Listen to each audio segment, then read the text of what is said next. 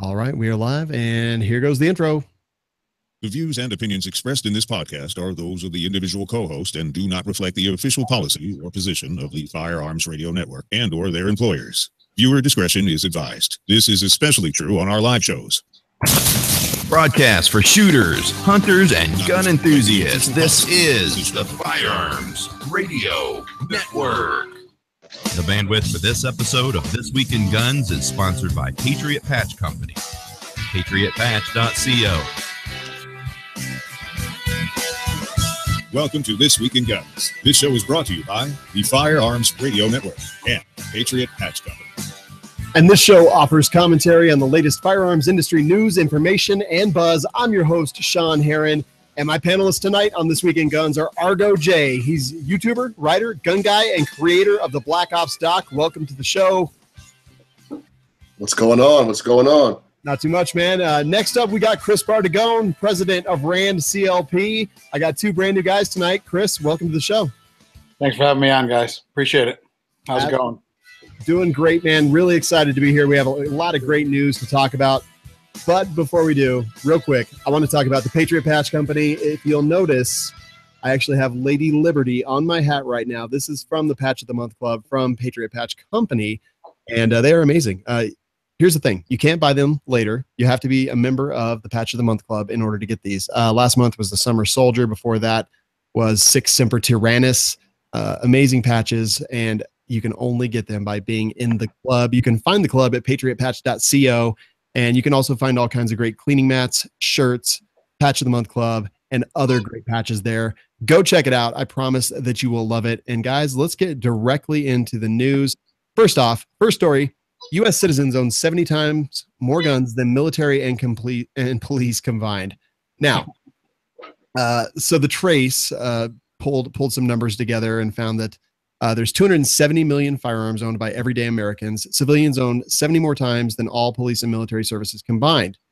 However, it's a common mistake made basically by people agitating for civilian disarmament because they include police in these numbers, which obviously seems ridiculous. Police forces shouldn't be included in civilian stuff. And what do you guys think about that? Do you think it's I think that the civilians own more anyway, but what do you guys think about including police in the numbers of civilian guns? Well, I mean, police are civilians. Absolutely. So, I mean, they are civilians, and you know that. So yeah, they definitely should be included in there. I mean, just because it's their job. You know, that's the thing is, I feel like when they use these numbers, they're using them to say, look how many guns there are. These guns are unsafe. These guns make us unsafe. And then they include police in there, which is kind of, in my opinion, I'm not sure that I necessarily agree that the police should be in those numbers simply because it is their job. They carry these firearms as part of their job, whereas we carry them just as civilians. Well, I agree. If it's their duty weapons or you know, department weapons, I don't think those should be counted. But like Chris said, you know, they're civilians. So if we're talking about off-duty, you know, Bob Dabalina, who is a father and, you know, avid gardener, you know, he may have, you know, 2 or 3 firearms that need to count on that record. And that definitely counts because he is also a civilian when he's not on duty. Duty weapons, that shouldn't be counted, you know. But no, definitely everyday Americans, count them up. Yeah, that's true. You guys convinced me. Go ahead, Chris. But you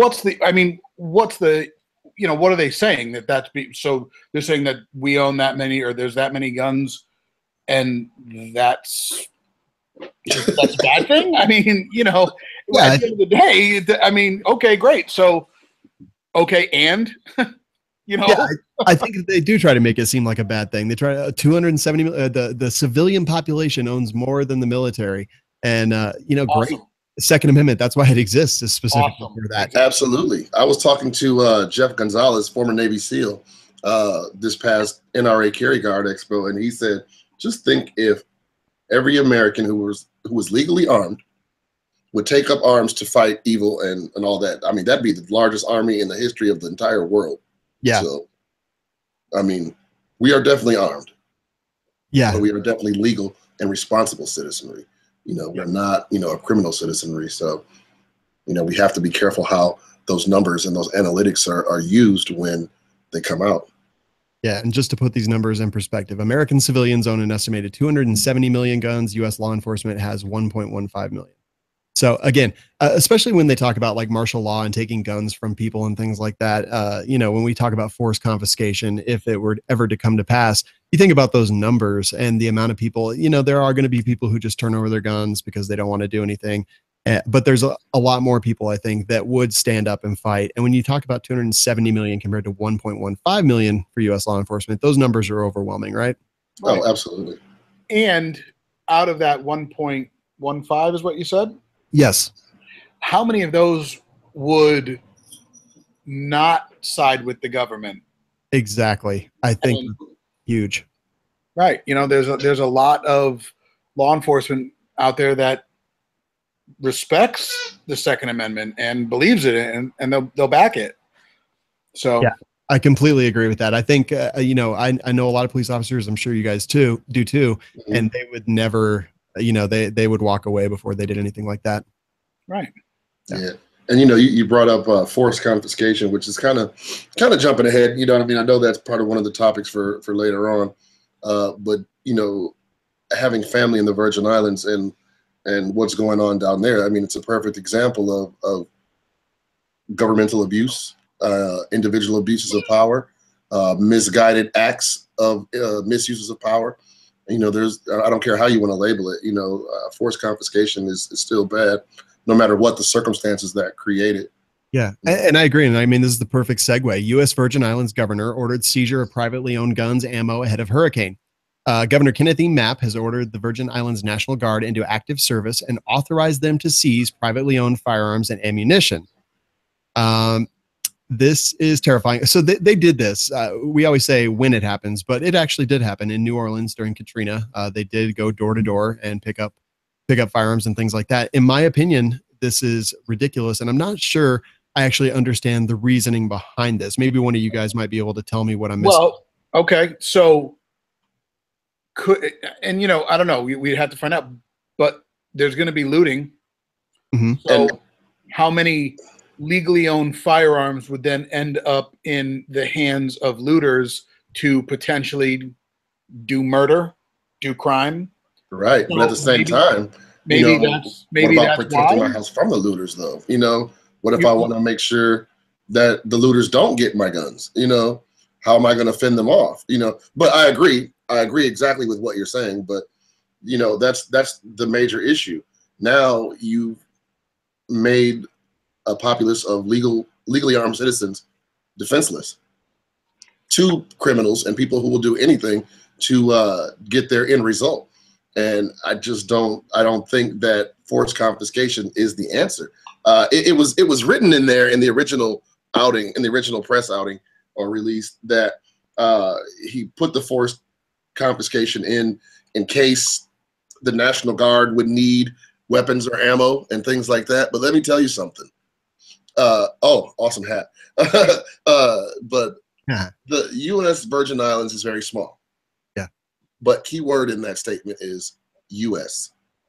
There is no shortage of weapons on any of the three of those islands, 4 if you want to include Water Island. So St. Thomas, St. Croix, St. John, and a small island called Water Island, which is very loosely populated. But no, that's just bull. That's just bull. The only numbers that I could actually find are from 2001, which stated that there was the number of households with a firearm in the U.S. Virgin Islands was 8.3%. So again, 16 years ago, I imagine the number is larger these days. But yeah, let's be ballsy and double it. Yeah. I mean, and again, that's just some wild guess, but I mean, and I guess it would come down to what was the reasoning behind requesting the firearms. And if it was to ensure their safety, okay, I mean, I don't know if the government would do that, or if it was to what was the reasoning behind it, basically is the only thing that I would question. Yeah, but I guess here's my thing. I'm actually going to pull it up right here. But go ahead. I totally understand exactly what you're saying, Chris. Like, I absolutely do. And I always try to look at every issue from both sides. I try to understand what their goals are, and I try to understand the repercussions of said goals on both sides of the spectrum. But I think, you know, if I was in the U.S. Virgin Islands, I would be getting ready for some terrible things. And I'll tell you what, like, I want to be able to defend the things that I prepare for with firearms if necessary. Like, you know, if I go prep, like it's, what is it? The grasshopper and the ant, whatever that parable is, where, you know, one of them preps all summer long and the other one doesn't. And then finally in the end, the ant and the grasshopper. Yeah. And the grasshopper. Yeah. So in the end, one of them, you know, is starving out during the winter and goes in and takes advantage of the one who had prepared and been ready. Like, I don't want to be the one who was prepared and ready and have someone just bust into my house and take my stuff. Right. Like, I'll be able to defend it because that is the stuff that me and my family are going to depend on for us to stay alive during this emergency. So like, it doesn't matter to me really what their purpose is necessarily, because I want the ability to protect myself, because in a situation like this, where there could be martial law, where there could be a bunch of crime and looting and other things like that, I know that the government is not going to be able to save me. I know that I cannot rely on them to keep me safe. And I'm going to take that. But if they declare it a gun-free zone, then the criminals will listen. Yep, I totally, completely agree. You know, gun-free zones like Chicago. Yeah, exactly. No crime there at all. Now, Jay, you said you were looking something up, right? I am. Do you run the We Like Shooting IG page? I do, actually, yeah. All right, I just tagged you in it so you can take a quick look at it.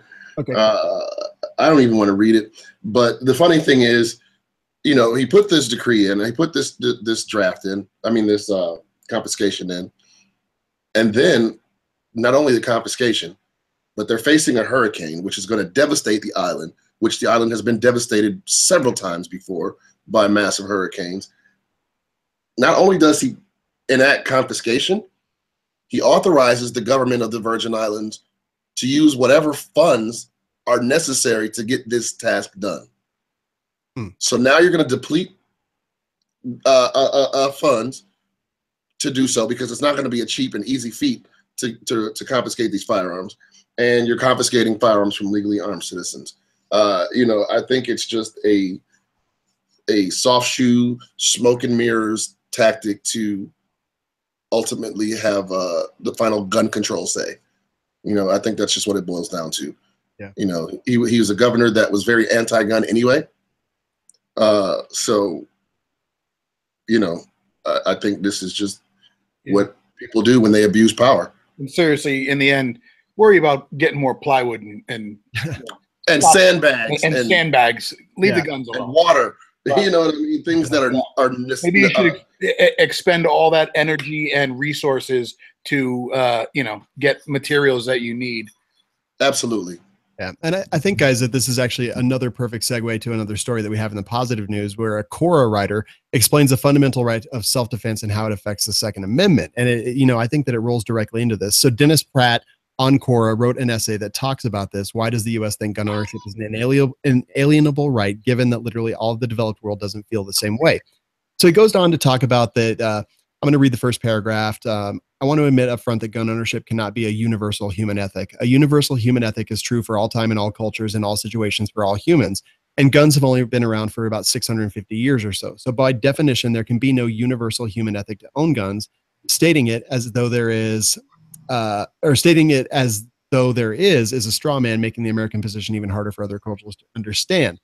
So basically what he talks about is the concept of ownership, and how ownership means that you have a whole bunch of other ancillary rights. If I own something, I have the right to defend it from being stolen or abused. And the defense is necessary for self-ownership. If I don't have the right to defend what I own, I do not actually own it. So he puts an example up and says, let's say someone gifts me a diamond ring and they tell me that I may not defend it from them taking it back from me. Who really owns it? I or the person who may take it from me at any time of their choosing? The answer is clear. I don't own it. I'm only holding it for the owner. They go on to talk about rulers and their rights to protect us, or I'm sorry, their responsibilities to protect us and things like that. But once again, if we do not have the right of ownership of ourselves, then we don't really have that right to defend ourselves. But he posits that we absolutely do have the right of ownership of ourselves. The government doesn't own us. No other individuals own us. We have that right. So we have that right to defend ourselves. And that right to self-defense is basically a universal human right. What are you guys' thoughts on that? I think that was a lot of words. I know. I mean, you really went down the rabbit hole on that. But I mean, it makes sense. I mean, it makes sense what you said. Like, if you don't, you have to, you have to have the right to defend it. I mean, and the whole story about the diamond ring there. Yeah, I mean, it makes sense. I mean, yeah. I agree. This is a really interesting essay, and I hadn't actually intended on bringing it up in the show, but when we talk about the Virgin Islands, like, those people have that right of ownership of themselves. So in my opinion, that right of ownership gives them that right of defense. Otherwise, we're just all subjects of whatever ruler happens to be, over us. Absolutely. But, and it's kind of, I don't know. That's one of those things where there's not an affirmative, in it. It's just kind of a large ass statement. Mm-hmm. You know what I mean? But I mean, the statement is very, very strong. Like, we do have the right to self-defense and to defend our lives, because, like I said, if I'm not going to, take ownership of my life, who the hell else is? Who's going to defend it? And I think that they do go hand in hand, definitely. I mean, that's some deep stuff right there, Shawn. You just, yeah. You would shovel in on it. I mean, that was all philosophical deep. Like, it's way too deep for a Gruntcraft tonight. You know what I mean? Like, well, no. I mean, but it raises a really good point. I mean, when you start to think about that, and it does. It's a good point. Yeah, and I think I'll put this in the show notes, because I think that this is a really, really excellent essay, and it's well worth reading. I read it 3 times today, just because it's something. It struck me as something that was. It wasn't the right of, the Second Amendment right or the right of firearms. It was this universal human right. And, how to put that into words that, I've thought about it before, but obviously I wasn't articulate enough to actually come up with, the way that this guy put it. And there's some really good examples of, agents and rulers and these rights of self-defense. And I think everyone should definitely read this. And I'd really like to hear other people's opinions on it as well. So if you're listening to the podcast and you read this and you want to write in, absolutely, firearmsradio.tv, hit the contact us button, and that will go to me. Since we talked about the U.S. Virgin Islands already, I would also like to talk about Florida's hurricane gun law. And I was actually a benefactor of this. Last year, we were at Big 3 East, and we were staying right on Daytona Beach. Hurricane came, we got evacuated. We ended up moving inland quite a bit. But Florida actually has this hurricane gun law since 2015 that basically says even if you don't have a concealed carry permit, for 48 hours during a mandatory evacuation, you can conceal carry without a permit. I think that's amazing. That's amazing as well. And it's funny too, because I actually had somebody reach out to me today and say, I need a concealed carry permit, or I need a concealed carry holster stat. I need it by Friday because this has gone into effect. And I think it's great, but I didn't even think it was an issue, since Florida was the first state to reach 1 million concealed carry permits. So right. Everyone had one anyway, but I think that's great. I do too. It's almost common sense, it would seem, and then I'm going to kind of switch position for a second, and I didn't mean to cut you off. No, it's all good. It's great, but then you got to worry about the undesirables. Exactly. Or the irresponsibles, or the ones that haven't been carrying for years and don't know how to conceal carry or how to not be responsible with it. Because when you conceal carry, you take ownership of that responsibility. You need and everything that goes with it. Right. Of where you can carry, what you can do, what you can't do. And, people think that, I'm carrying a weapon now, I'm bulletproof, and I am, I can stand up for myself. If you don't know how to use that, then it's just, it's going to be taken from you. Yeah, yeah. And then you go back to your story of the grasshopper and the walrus or whatever it was. What about this? Let me take it deep again. This universal human right of defense of self. What if someone is carrying, they're not trained to carry, they're carrying under this hurricane gun law in Florida, something they do causes injury or death of another person. So now their universal human right has infringed on someone else's universal human right. And, I mean, obviously there's a whole bunch of philosophical stuff there, but oh yeah, I mean, you went down the rabbit hole and blew it up. Yeah. Now it's, what happens if person A had a baby and needed to get gas first, and person B was carrying their firearm in that 48 hours and felt that their need was more important than person A's need, and now you got a problem. Well, and let me tell a little story that happened last year. So we were evacuating inland, and obviously finding hotels was nearly impossible. We were really not well prepared. We went to the store and we bought pretzels and candy, but we waited in line for about 2 hours, something like that. It was pretty crazy. So we get to a gas station. We're all in line. We've been waiting in line for about 30 minutes or so. This is before the hurricane hit, and we were just trying to be proactive. We had basically ditched the event we were at and started to move inland just in anticipation of things getting bad. So we're sitting there for about a half hour, and suddenly some guy comes in from the other direction and starts to try to edge his way in to the car that was in front of us, where we obviously there's a very obvious line of people. So I get out of the car and I'm gonna go talk to the guy, not to challenge him, not to do anything, just to inform him of the way that the system was going and that he was trying to disrupt the system. Like, I consider myself articulate enough to convince someone of this without having to go to violence or harsh words or anything like that. And my intent was just to go over and let him know so that things didn't get stupid, not to incite or anything like that. So I walked over, knocked on his window. He looked at me like I was insane, rolled down his window, and I was like, hey man, I just wanted to let you know the line is actually over here. We've all been waiting in line for about 35, 40 minutes by this point. And I just didn't want anything or anyone to get upset with you. And, I could tell that he was extremely irritated that I had the nerve to come over and talk to him. But in the end, he actually did turn around and go get in line, and it wasn't a big deal. However, we have to think about these things when we have these laws, and that law was absolutely in effect. I was concealed carrying. He very well could have been too. But again, as long as I think communication exists and things like that, we're not going to infringe on each other's universal human rights.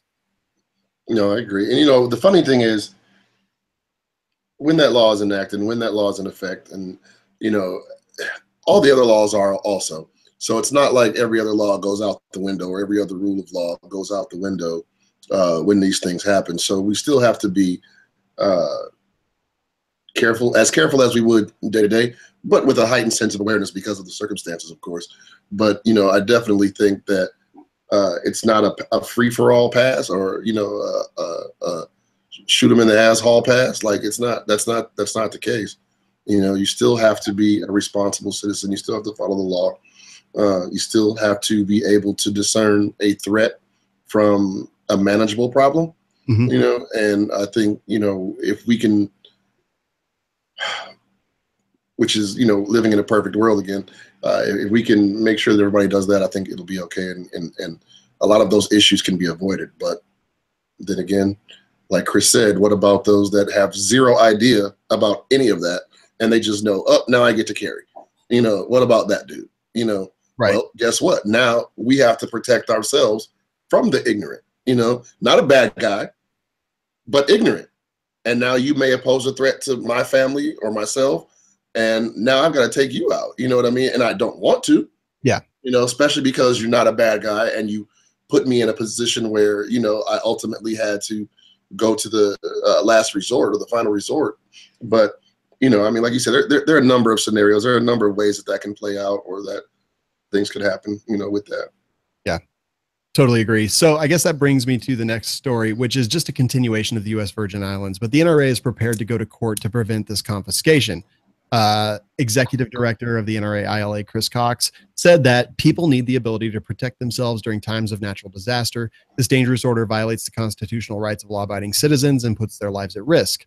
When 911 is non-existent and law enforcement personnel are overwhelmed with search and rescue missions and other emergency duties, law-abiding American citizens must be able to protect their families and loved ones. The NRA is prepared to pursue legal action to halt Governor Mapp's dangerous and unconstitutional order. So I'm very glad that the NRA is getting involved here. I think it's, in my not so humble opinion, I think it's extremely important here. that the NRA does get involved to prevent this from happening. Thoughts, guys? I mean, it's great that they're going to get involved. It'll be great to see if it works. Right. I'll be curious to see if it works. I mean, they can. The desire to get involved is a noble thing, right? But we'll see where it goes.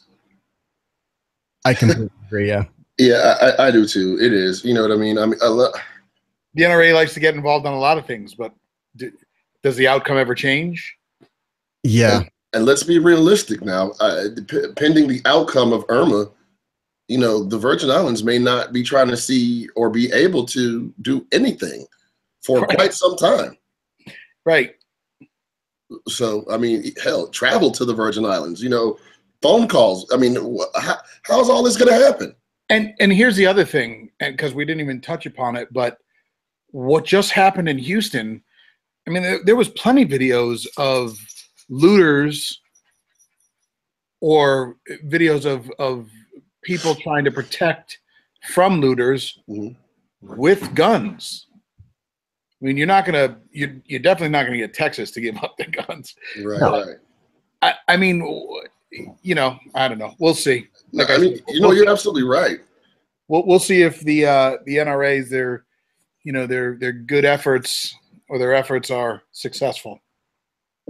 You know, and I don't know if you guys have ever been to the Virgin Islands, but St. Croix, the largest of the islands, you know, St. Thomas, the most popular of the islands, and St. John, you know, the smallest. But you know, what did you say, Shawn? It was like 8.6%.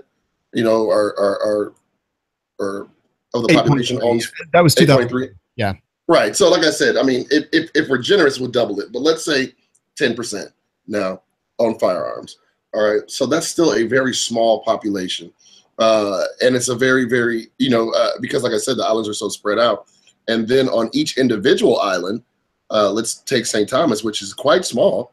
I mean, it's just a hard thing. I just don't see this being, I don't see it being practical. I don't see this happening. It's hard. How do you execute that?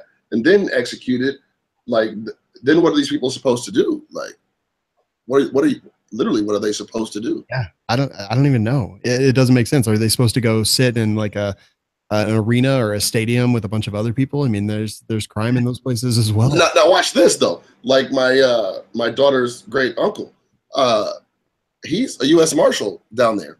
All right, so what? As a civilian, does he get confiscated? Yeah, yeah. And how do they even tell? I mean, they're going to be going door to door. I feel like this puts our National Guard at just like huge risk. It seems crazy to me. Oh, yeah. It's just nasty. It's just a nasty thing. This is the problem with confiscation. Nobody knows how to handle it. Nobody knows how to deal with it. Nobody wants to deal with it. It's not a good thing, period. It's just not a good thing. I completely agree. So moving on to another thing that is just questionable. San Francisco or SF settles $8.25 million with Lake Merced Gun Club over contamination. So the Pacific Rod and Gun Club will fork over $8.25 million to settle a long court battle with the city of San Francisco over who should be responsible for cleaning up piles of lead shotgun pellets and shattered clay pigeons at Lake Merced. The agreement, which goes to the Board of Supervisors for approval, coincides with $2.9 million effort by the city's Park and Rec department to transform the former gun range into 11 acres of pristine parkland. Now, the club's 2016 tax filing show it had $9,787 in assets, and the city attorney said he was proud to have gotten more than $8 million from a defunct entity.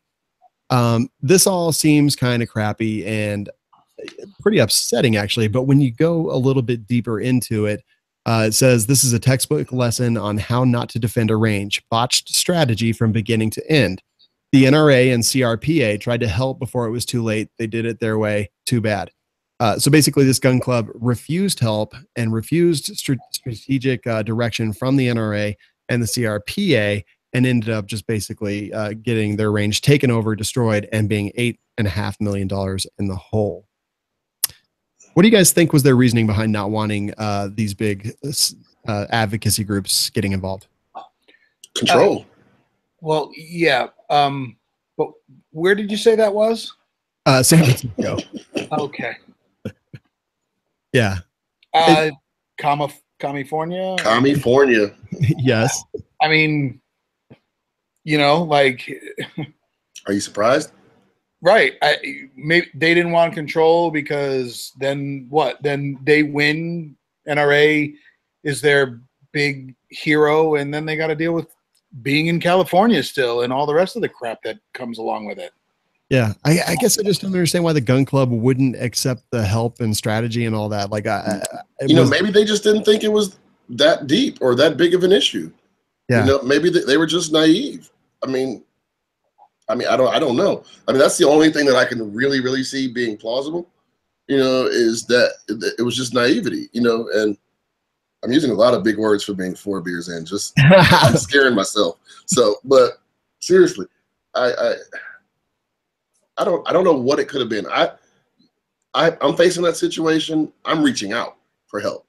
Yeah. You know, so, hey, who do you know that can help me, you know, or direct me in this way, in that manner, or what? But I'm not going to turn down help when help is being offered. When you need help, you know, sometimes you got to bite the bullet, so to speak, you know, and swallow your pride. Yeah. I wonder if the NRA was asking for something or what. It doesn't say. I mean, that's the other thing. Yeah. What do they want from it?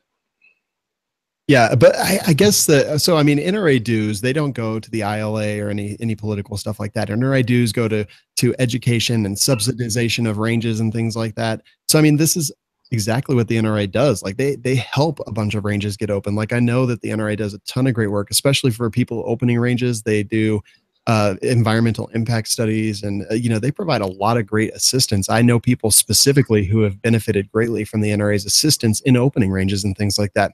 So I guess, you know, while I don't want to be naive or just stupid, it seems to me like the NRA wouldn't be asking for too much, because I know specifically that they've never asked any of my friends that have open ranges and got their assistance for anything. You know, it was like, this is what we do. We help, we understand, we are in the business of this. And so I would find it kind of hard to believe that they were asking for too much from the people at this gun club. I mean, does anybody know the owners of the gun club, or no? I mean, you know, these could be some Haight-Ashbury, you know, type gun owners out there in San Francisco. You know, for people who don't know, they could be, you know, rather hippie-fied or whatnot, and didn't want a large organization coming in. They still like shooting, but they didn't want a large organization like the NRA coming in because they're the Antichrist to them, you know. I mean, who knows? I mean, it could be anything. I just don't know what it actually was, or and maybe the pressure from the city of San Francisco was extreme. Maybe who knows? I mean, you can speculate all day long, but yeah. You know, if you get the NRA involved, we'll do X, Y, and Z. But especially in California, though. Exactly. That's why that was the first question I asked. Like, I just don't. I mean, I don't know. It doesn't make any sense. It hurts my brain to think about it. California would be best suited as an island. Just it's on its way. It's on its way. Separate from the United States. Yeah. All right, good stuff. All right, so the next story that we've got is Fed sees over 50 guns during search of FPS Russia's house. Now this. This is from Gun Hub. Basically, Kyle Myers, aka FPS Russia, got in trouble, spent a couple days in jail after receiving illicit drugs through the mail.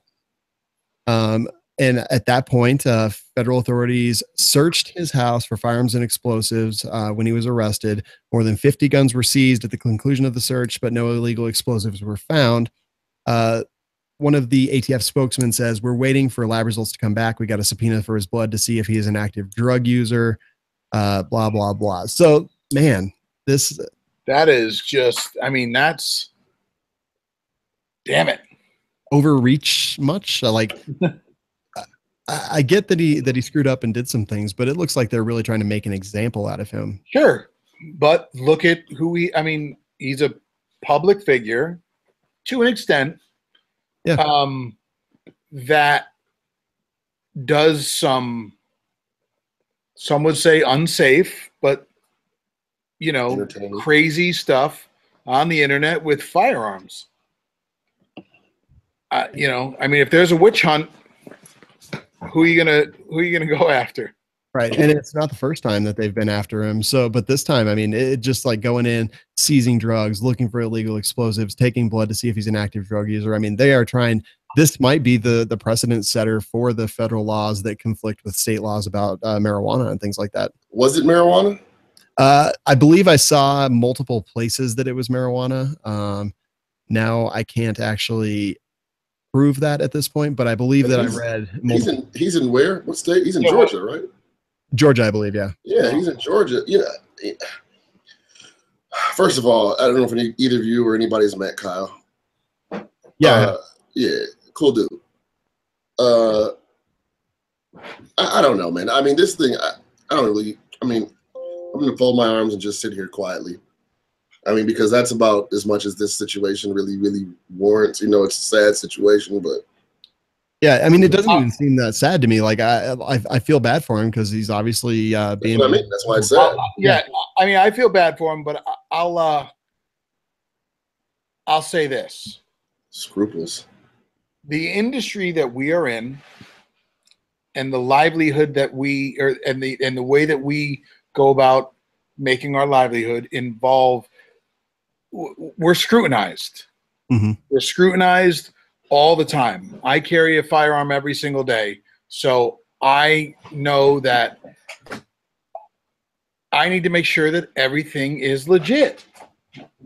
So we go back to that whole, you know, because you carry a firearm, you have to accept certain responsibility. So listen, I don't know what the deal is with the guy. I mean, maybe it's a misunderstanding, but bottom line is, if you're in the public spotlight, you make videos shooting all sorts of firearms every single day. If you get something shipped to your house that isn't a new pair of pants from Macy's, and you know, and someone wants to do you harm, well, you open the door. I agree. I mean, you know, and again, I feel bad for him, definitely. If it's inaccurate, if it's not true, I'll be the first to fall on my sword there, but you got to accept responsibility. No, I think you are right. I think we have to hold ourselves to higher standards being in the industry and trying to set examples. Right. A traffic stop for me is different than a traffic stop for somebody who doesn't carry a firearm. Absolutely. Man, can I just talk for 1 second about how many times I've been pulled over recently? It's ridiculous. Hell no, none of that shit matters. You're still white, so it doesn't. Well, let me tell you. Damn. Here's my experience, Jay. I think. No, I'm joking, by the way. People are going to be mad because I said that he's a racist. Oh. I am, though. Let me just. Everybody. I think you can relate with this, Jay, is every time I get pulled over, I'm like, I've got a loaded and holstered firearm in the glove box. That's where my registration and insurance are. The cop looks at me and says, you know, okay, that's cool. Just don't point yours at me and I won't point mine at you. And then I go and I grab my gun in my right hand and I grab the other stuff out from underneath it and I put the gun down and then I hand him my stuff. That's exactly what happens. How in the hell am I supposed to relate to that? So what you're exactly, that was okay, let me show you why, because he's wearing that hat. I mean, come on. But so A, B, so you mean you do not take the firearm out, unload it, rack it, and then throw it on the dashboard? I don't. Oh. So. Okay, I'm just saying, because I read on the interweb somewhere that that's what you're supposed to do. I think I heard that too. I think I heard tell of that too. But no, seriously, here's how it would have ended for me if I were you, Shawn. Right.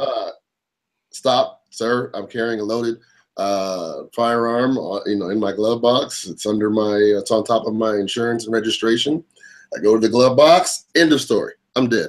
Like, you know what I mean? Like, I'm curious as to why it's not on your person. No, exactly. But that's where mine stays most times. It's on my person, unless I'm in like a suit or clothing where it's tighter and it's just uncomfortable to carry in a seated position. And then it's in the holster that's attached to my seat between my legs. It's not in the glove box. But it's always, within arm's reach. But I mean, all jokes aside and all racial jokes aside, there's still a major difference in how the two of you can carry than the majority of Black firearm owners carry and how the interactions go. sad reality, but it is a reality. Right. I agree. And they all don't go like that. They all don't. I had one that went perfectly fine. The cop even wrote on the ticket, "This was the most polite stop I've ever had, since I've been a cop." But and he was really cool. Like he said, just don't reach for it. He asked where they were. I identified where they were, and then we went about our business. If I'm letting you know that I'm armed, I'm already telling you that I'm not a threat. And that you need not worry about me. And now I understand that people lie.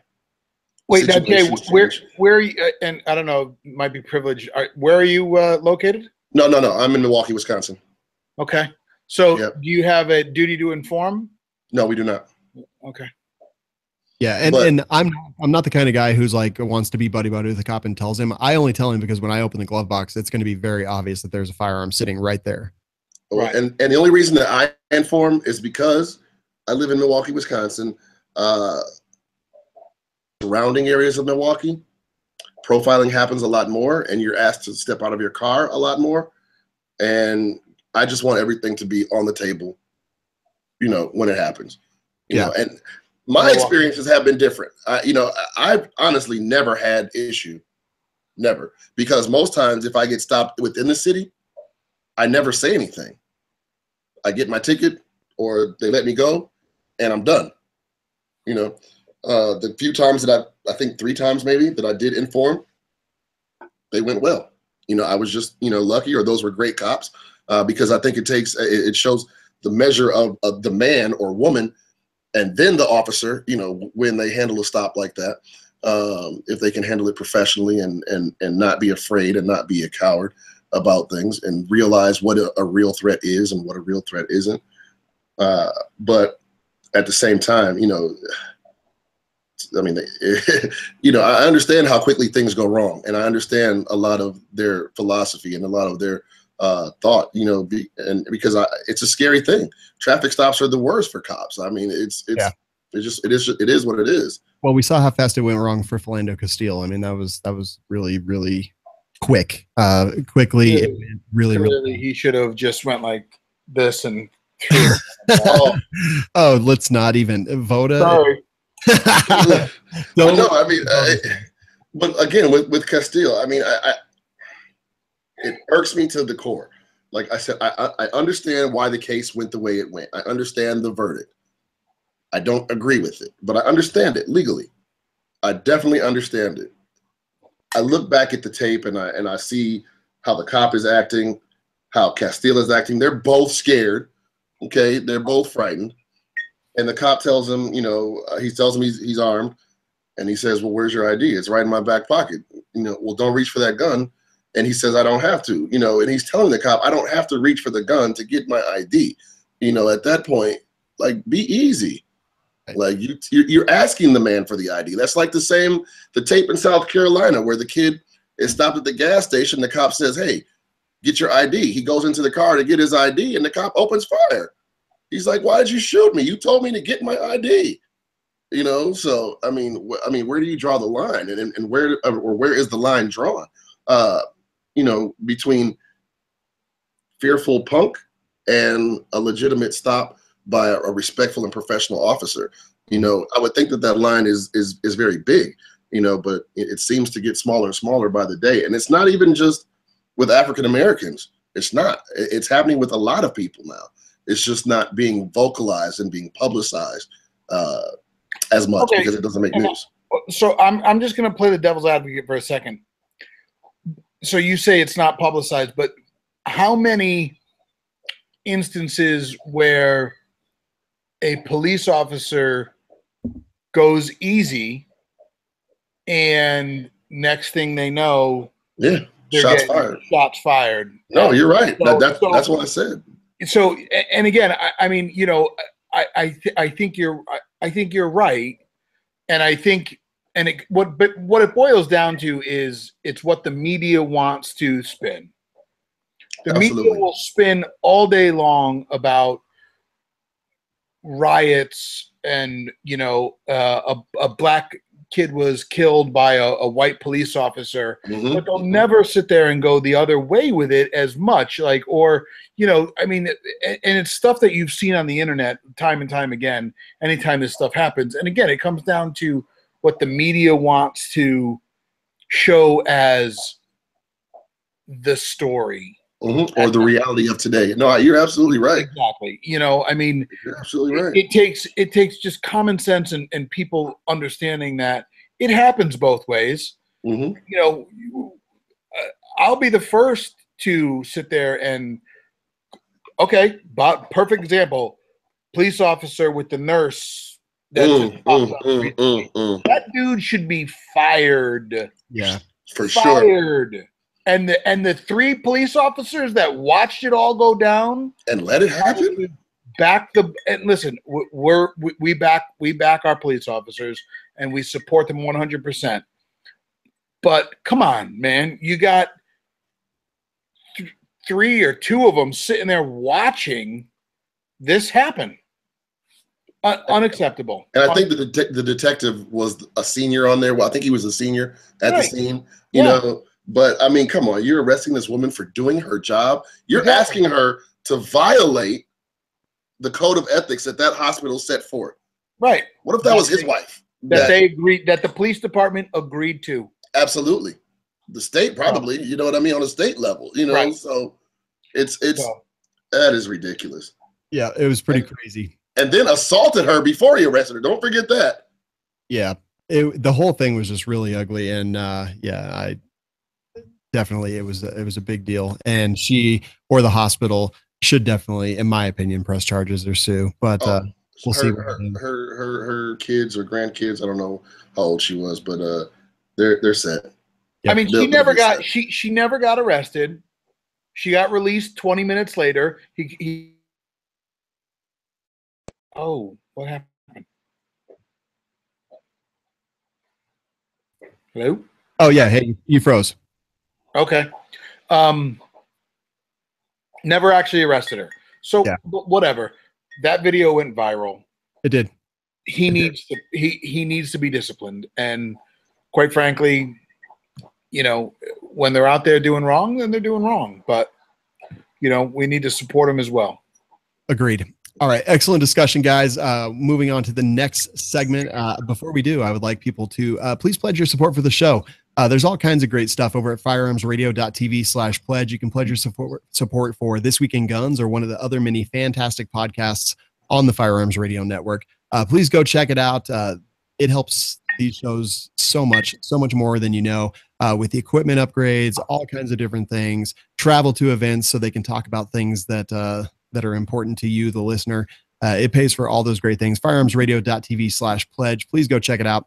Now is the time for the I'm Offended segment. This story is Professor wears bulletproof vest to class to protest campus carry. So a Kansas professor teaches in a bulletproof vest to protest campus carry. He says specifically, try to forget that I'm wearing a vest and I'll try to forget that you could be packing a .44 Magnum. The irony there is that only people carrying guns prior to July 1st were non-law abiding citizens, and now good guys can actually be armed in order to stop or stifle an attack. I'm all for college carry. I imagine that you guys probably are too. Yeah. Without question. And, you know, like, what's he trying to prove? So he's wearing a bulletproof vest. Okay, that's cool. Whatever you want to do, man. You don't have to worry about me, the lawful concealed carrier. You probably got to worry about the guy who is breaking the law, the guy who doesn't care about your laws, the guy who doesn't care if you're wearing a bulletproof vest. Yeah.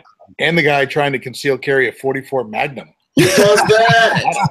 What the? Dirty Harry? Right. Stupid. I don't even want to know. That's a Kevlar tissue. That's all. It's a Kevlar tampon. Yeah. Where was the where was this? Where was the professor? Kansas. Yeah, University of Kansas. Really? Yeah, I think it's the same professor when they first were talking about campus carry wore the cover. He wore a Kevlar helmet. I think it's the same guy. If not, there's a rash of these professors doing this, trying to make a point. These are the same guys who were on the hill at Woodstock and you know, falling down sideways from the LSD trips. You know, probably all got their degree at Berkeley. Yeah.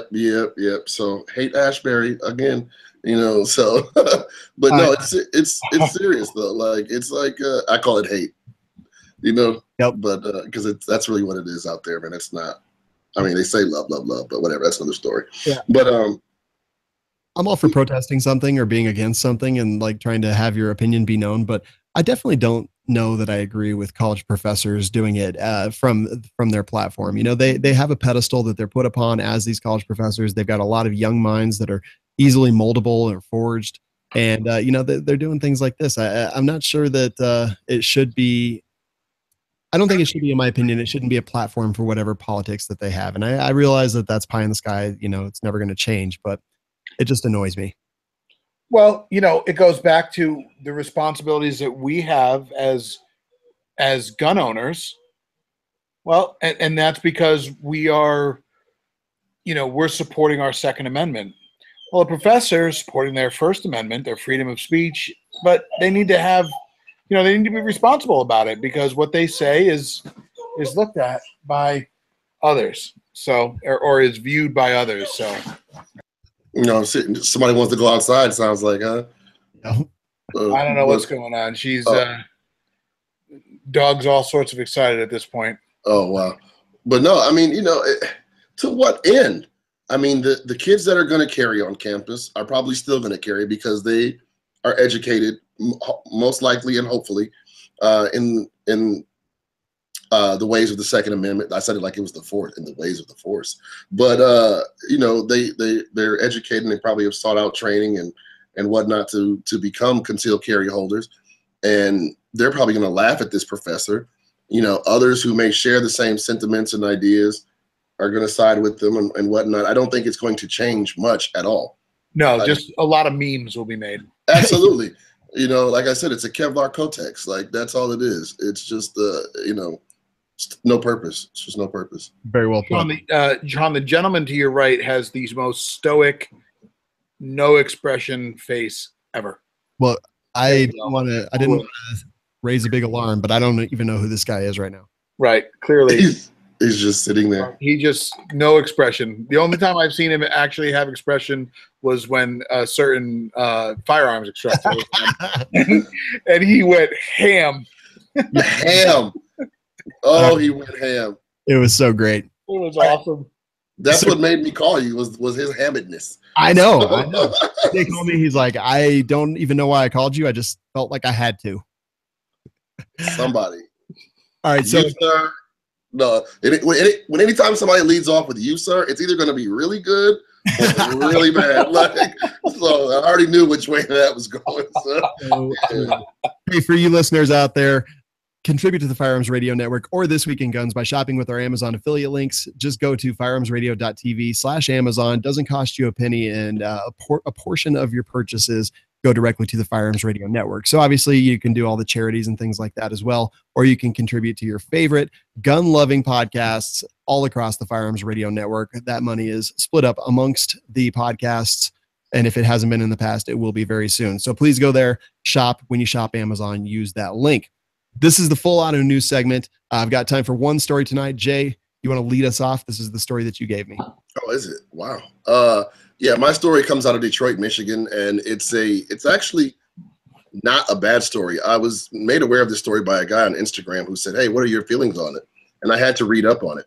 The headline reads, "Man who accidentally shot 2 Detroit police officers avoids 2-year prison term." And I'll just read a bit of it here. The young man, whose name, I'll call him JP, he was 20 years old, fired his shotgun from inside his home and struck 2 officers, one in the face and a second with shrapnel. Both officers recovered from their injuries. Plummer believed the police officers were attempting to break in his home, which gives an address, which had been broken into several days earlier and was a target of another attempted break-in months earlier, according to Plummer's attorney. They were living in fear constantly, she said. This case is about a kid who made a mistake, and the mistake ended up injuring 2 cops. That was what the lawyer said. Here's the takeaway from it. He was facing 2 years. The judge looks at all the facts, reads down the case, and says, no. This young man is 20 years old. He's a good citizen. He's a good kid. He legitimately was fearful. Yes, he broke the law, and he's going to be held accountable for him breaking the law.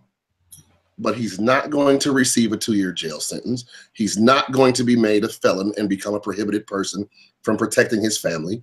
He is required to take training and all of this on top of a 90-day sentence. I think that judge needs to get a damn award. You know, I mean, it's a real situation. You know, the city and the particular part of the city where this gentleman lives is a terrible part of Detroit, Michigan. Okay? Mm-hmm. Crime every night, constantly. And like they said, they had been victimized prior to, they had just been burglarized recently. They had been threatened to be burglarized again and harassed constantly by the ne'er-do-wellers in the area. And he ignorantly discharged his firearm. And I do like the fact that the judge still held him accountable, you know, in this man's, you know, life, so to speak. You know, that 2 years would have made this guy a felon. It would have made him a prohibited person because he would have had a misdemeanor, in which he served more than 90 days. You know what I mean? I'm sorry, 12 months. You know, I like it. You know, I like the outcome of it. You know, you rarely see that, especially in the inner cities of America, with young black males especially. You rarely see people take leniency and take circumstance into consideration truly when casting a ruling. So I absolutely love it. No, I agree. I mean, this is a tough situation. You know, he didn't realize they were officers by any stretch of the imagination, or so the testimony and everything says. That I think that's great. I'm sad that the officers got injured. I'm sad that the kid Absolutely. In the situation. It's just a shitty situation. Mm-hmm. And the officers, if I remember, I read another source, they weren't coming to his house, so they didn't identify themselves. It's not like they were identified as officers. He just saw people walking in the shadows between the houses. So, yeah, definitely. You know, but yeah, it's like it's one of those situations where you're just like, I'm sorry on both sides. The whole thing really just stinks. Mm-hmm. But you know, hopefully he'll be able to take care of what he needs to take care of and move on with his life. And hopefully the officers have no ill effects for the rest of their lives as well. Yeah, I agree. Pretty interesting stuff. Yeah, right. I mean, there's a lot more in the article as to reasoning and how it happened and whatnot. But I think one of the major takeaways from it, though, is also that like I said, he's going to get the felony, but once he completes the program, the felony is going to be wiped. Right. But the judge also threw in a training aspect. If you're going to have a firearm, let's learn properly, you know, what you can do and what you can't do. You know, let's not just forget that, you know, you discharged this firearm improperly. You know, let's go ahead and get you the training so that you can legally and safely and responsibly protect your family. So, I mean, just to kind of add on that, you need training to get a license to drive a car. Mm-hmm. You got to go through driver's ed. Mm-hmm.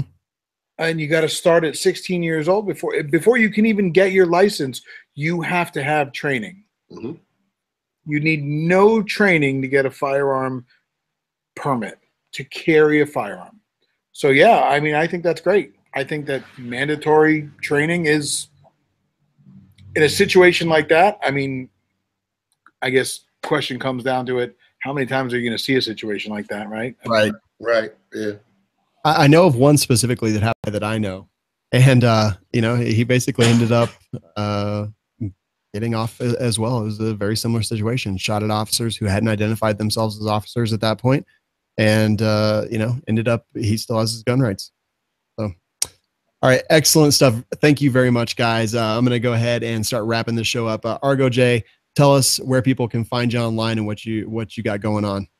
You can find me anywhere online, Facebook, Instagram, YouTube, at Argo J. It's just AAA, 3 A's, RGOJAY.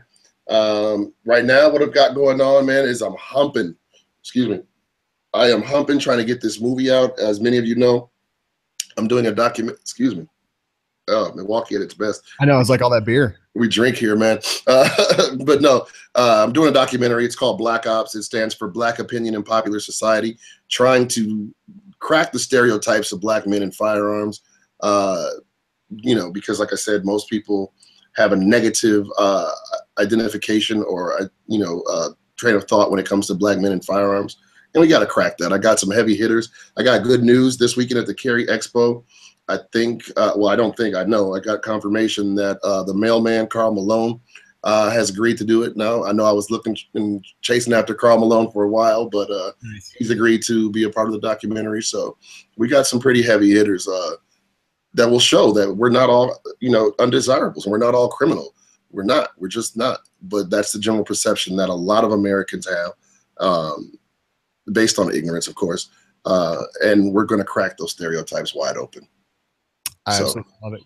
Excellent stuff. Go find him, follow him. He's a great guy to follow and an excellent commentator in the firearms industry.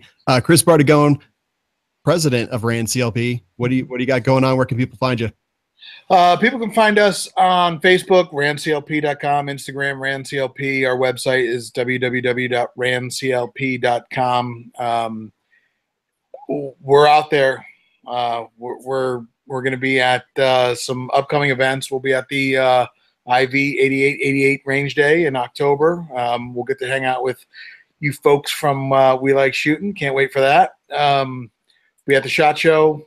Be at the NRA show next year. Look forward to seeing a lot of the end users out there at the NRA show. But we're just here making sure people have enough lube, keep those firearms wet, keep them running. Love it, man. Very, very much appreciate you guys being here with us tonight. And thanks for all the excellent feedback and thanks for all the great stuff you guys do. For those listening, you can leave your feedback for this show by commenting at the bottom of the YouTube video or at firearmsradio.tv. You can leave us a review in iTunes. Just search for This Weekend Guns. And you can contribute to the show by either using our Amazon affiliate links at firearmsradio.tv/Amazon or firearmsradio.tv/pledge. Support the Patriot Patch Company, patriotpatch.co. And guys, we will talk to you next week.